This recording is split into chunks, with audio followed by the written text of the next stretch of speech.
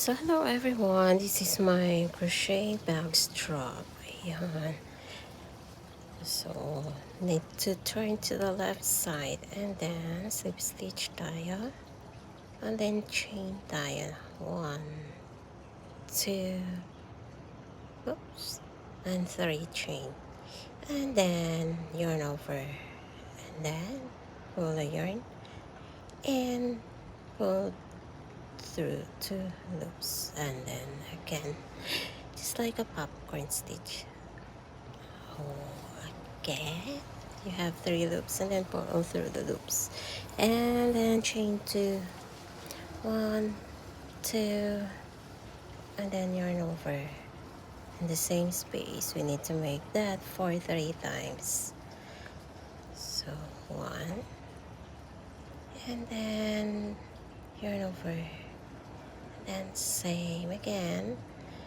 We need to do it again and then 1 more.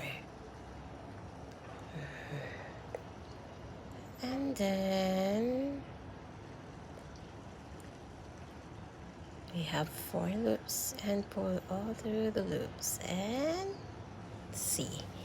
Just repeat lang siya guys. Ayan ang aking nagawang bag strap. So ayan, di pa nga siya tapos pero okay lang.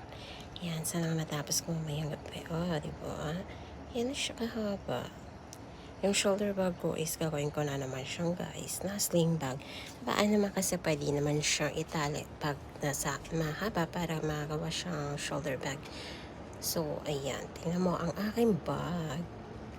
Ayan guys. Diyan ko siya ilalagay yung strap na ginawa ko. So, ayan nga. Natapos ko na siya. No? Lock na lang at saka strap yung kulang. O, diba?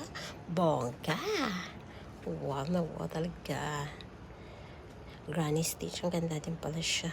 Tingnan. Maganda yung magiging outcome niya. O, see? Just 2 colors. Blue and red. Thanks for watching. Bye.